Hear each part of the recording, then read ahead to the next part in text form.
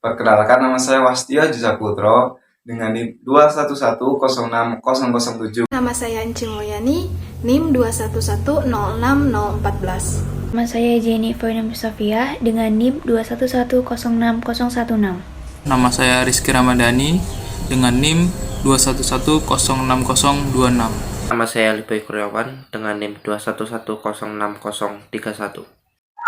Baik, kami akan menjelaskan materi tentang fluida. Fluida dibagi dua, yaitu fluida statis dan juga fluida dinamis. Namun saya akan menjelaskan fluida statis. Fluida statis atau fluida statika merupakan salah satu cabang ilmu sains yang membahas karakteristik fluida saat diam. Biasanya membahas mengenai tekanan pada fluida ataupun yang diberikan oleh fluida, gas atau cair, pada objek yang tenggelam di dalamnya. Nah, seperti zat padat, zat cair, dan zat gas. Namun susunan molekulnya dapat dilihat di gambar tersebut. Gaya. Salah satu sifat yang menarik adalah arah gaya dorong oleh fluida selalu tegak lurus bila sentuh dengan benda. Nah, seperti ini tegak lurus. Kemudian massa jenis. Ditemukan rumus ρ sama dengan M per V. Dengan M yaitu massa fluida, V sama dengan volume fluida, dan ρ sama dengan massa jenis fluida. Adapun massa jenis campuran, yaitu dengan rumus ρ campuran sama dengan massa total campuran dibagi volume total campuran. Nah, berikut merupakan tabel beberapa massa jenis fluida. Contoh soal, suatu jenis material X berbentuk kubus dengan sisi 4 meter. Material tersebut ditimbang dengan merata sebesar 2 kg. Berapa massa jenis benda X? Diketahui massa yaitu 2 kg. Volume kubus yaitu 4 kubik sama dengan 64. Ditanya ρ sama dengan M per V. ρ sama dengan 2 per 64. Dan ρ ditemukan yaitu 0,03125 kg per meter kubik. Tekanan hidrostatis. Tekanan hidrostatis adalah tekanan yang dilakukan zat pada suatu benda. Besarnya tekanan hidrostatik adalah besarnya gaya hidrostatik satuan luas. Didapatkan rumus bagi berikut, yaitu P sama dengan ρ kali G kali H, dengan P itu tekanan oleh zat cair, ρ yaitu massa jenis zat cair, G yaitu percepatan gravitasi bumi, dan H yaitu kedalaman posisi benda diukur dari permukaan zat cair. Contoh soal, seorang penyelam mutiara berusaha mencari mutiara di laut yang kedalamannya sekitar 20 meter. Penyelam tersebut kemudian menyelam hingga kedalaman 15 meter.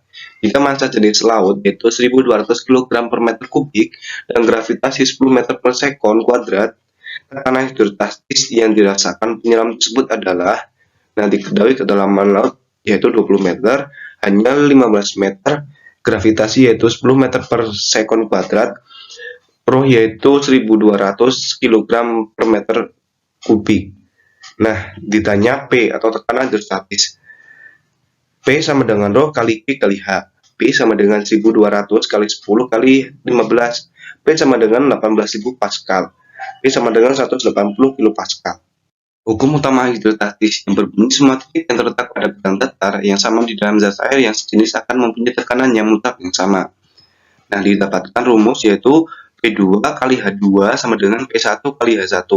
Dengan P1 yaitu massa jenis fluida 1, P2 yaitu massa jenis fluida 2, dan H1 sama dengan ketinggian fluida 1, H2 sama dengan ketinggian fluida 2. Contoh soal, zat cair 1 adalah air. Berdasarkan perbedaan tinggi permukaan pada bidana berhubungan ini, maka massa jenis zat cair 2 adalah, diketahui P1 sama dengan 1, H1 sama dengan H2 kurangi 4 sama dengan 10 kurangi 4 sama dengan 6 cm.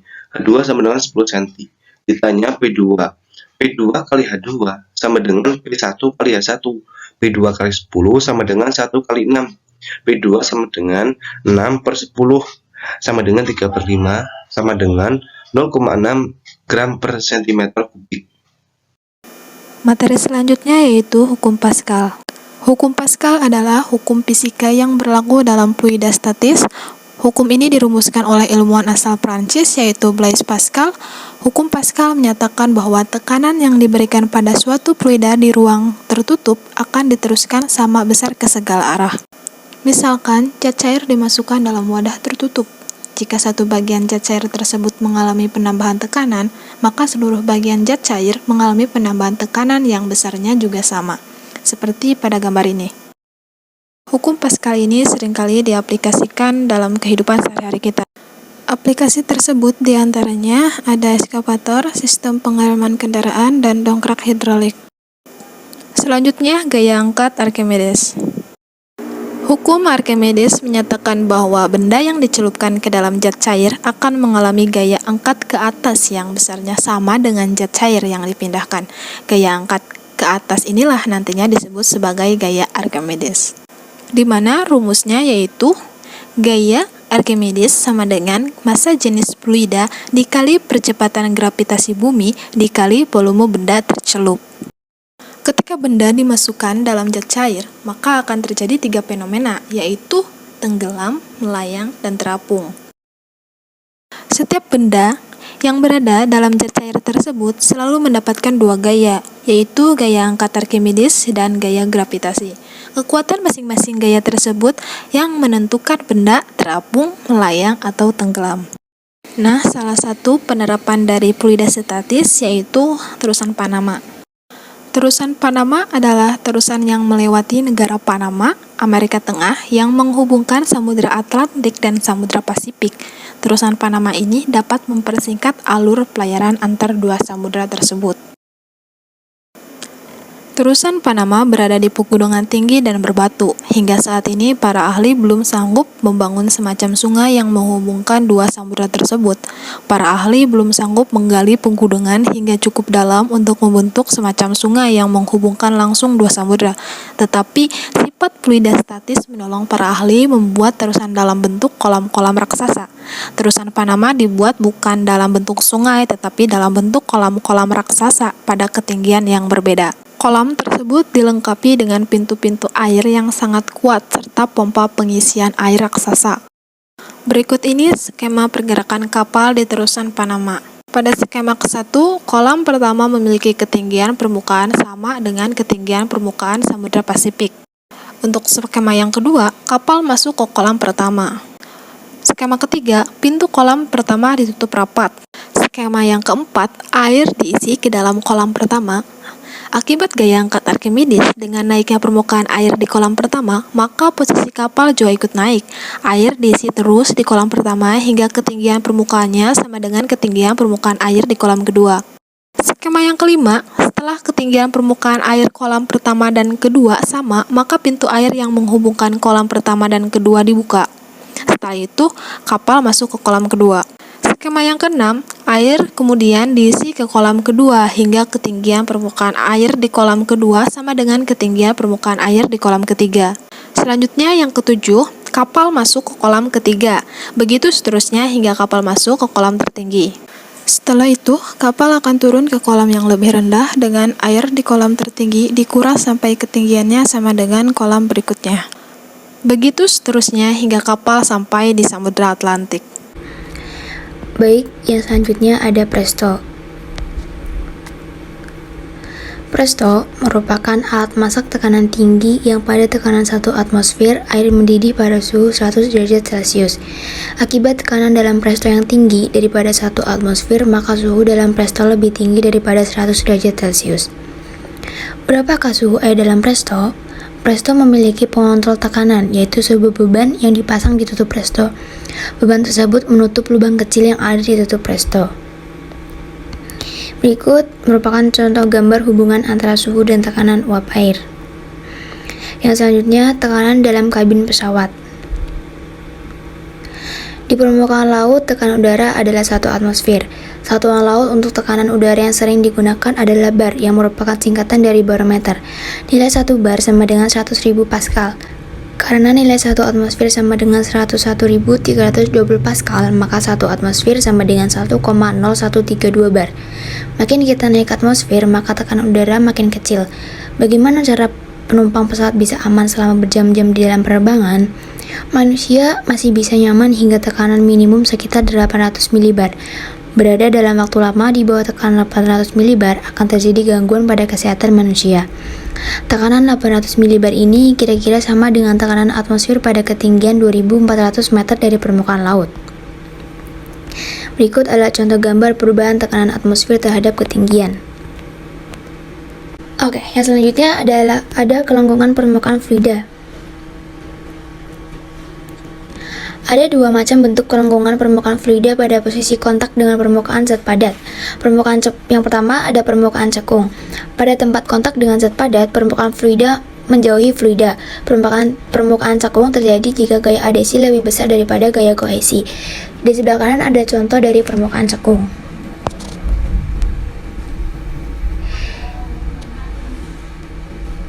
Yang kedua ada permukaan cembung. Pada tempat kontak dengan zat padat, permukaan fluida mendekati fluida.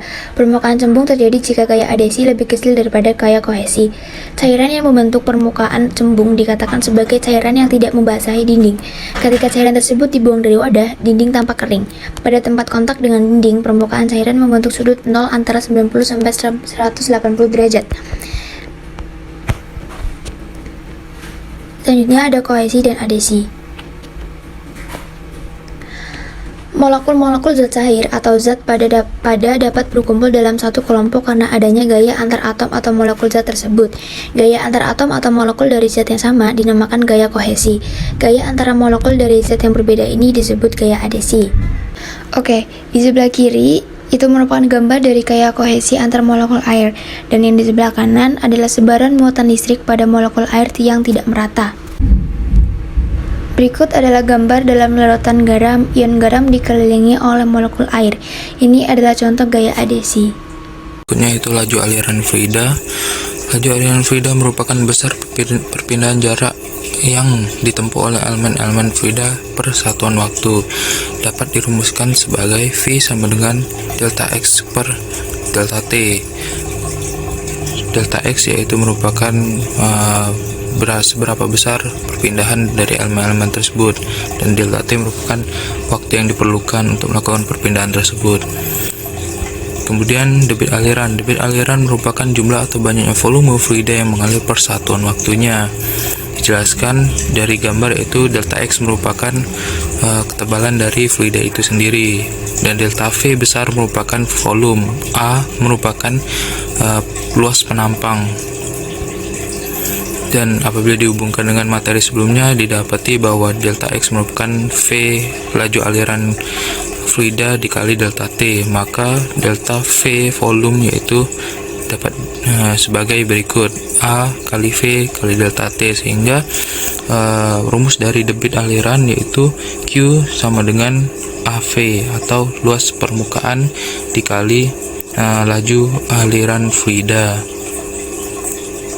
Dan materi berikutnya yaitu persamaan kontinuitas.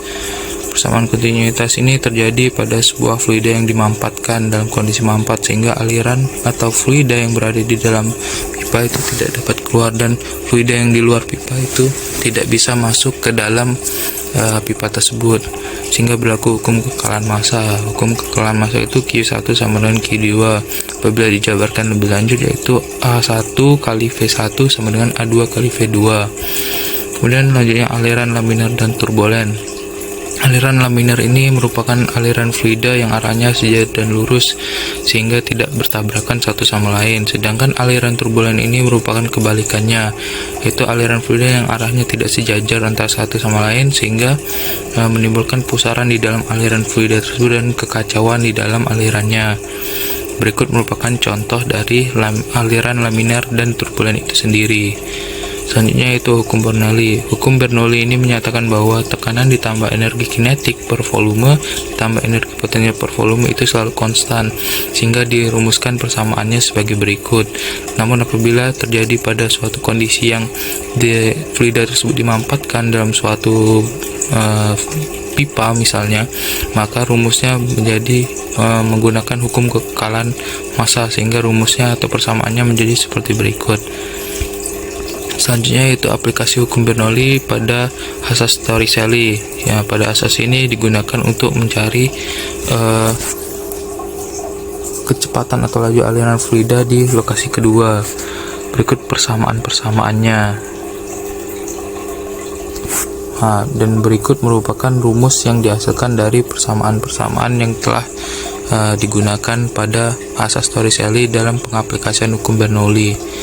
Dan pengaplikasian hukum Bernoulli kedua yaitu pada venturimeter, yaitu merupakan suatu alat yang digunakan untuk mengukur laju aliran suatu fluida di dalam suatu pipa tertutup. Berikut merupakan gambaran dari venturimeter. Dan venturimeter ini menggunakan persamaan kontinuitas ya. Dan menggunakan pengaplikasian hukum Bernoulli pada keadaan hukum kekekalan massa sehingga diperoleh persamaan-persamaan berikut. Dan dengan memanfaatkan persamaan kontinuitas, V2 itu diperoleh A1 kali V1 per A2, sehingga persamaan ini nantinya akan masuk ke dalam persamaan V2 yang ini, sehingga persamaan rumusnya berubah menjadi seperti berikut dan menghasilkan rumus untuk mencari kecepatan atau laju aliran fluida di dalam lokasi ini menjadi seperti berikut. Ini merupakan hasilnya.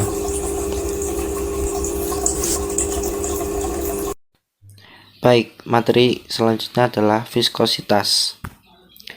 Viskositas adalah besaran yang mengukur ketentuan fluida. Hingga saat ini kita anggap fluida tidak kental. Persamaan Bernoulli yang telah kita bahas berlaku untuk fluida yang tidak kental. Namun, sebenarnya semua fluida memiliki kekentalan termasuk gas. Gaya yang diperlukan sama dengan koefisien viskositas dikali luas penampang dikali kecepatan per jarak bisa kedua plat. Persamaan Poiseuille. Persamaan Poiseuille salah satu cara untuk menentukan koefisien viskositas fluida dirumuskan oleh Jean Leonard Poiseuille pada tahun 1799 sampai 1869.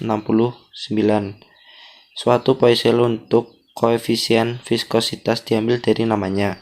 Kita dapat menentukan koefisien viskositas fluida dengan mengalirkan fluida tersebut ke dalam pipa dengan luas penampang tertentu.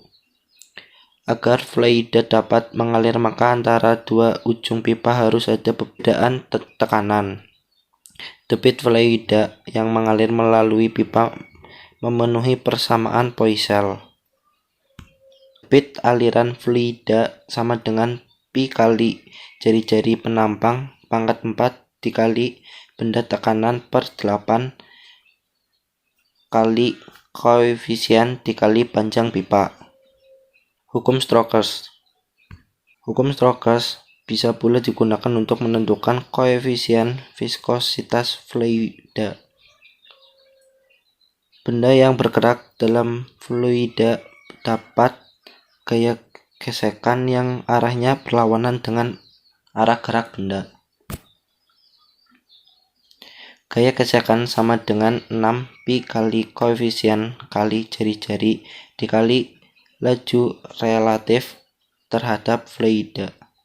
Jika benda berbentuk bulat dijatuhkan dalam fluida, maka mula-mula benda bergerak turun dengan kecepatan yang makin besar akibat adanya percepatan gravitasi. Pada suatu saat, kecepatan benda tidak berubah lagi. Kecepatan ini dinamakan kecepatan terminal. Besaran gaya berat W sama dengan mg sama dengan massa jenis B, Fg sama dengan massa jenis B kurung buka 4 pi per 3 R kuadrat kurung tutup G. Besaran gaya angkat Fa sama dengan massa jenis V, Fg sama dengan massa jenis V kurung buka 4 pi per 3 R kuadrat kurung tutup G. Berikut adalah besaran gaya Stokes. Sekian materi dari saya. Apabila ada kesalahan atau kekurangan, mohon maaf. Terima kasih.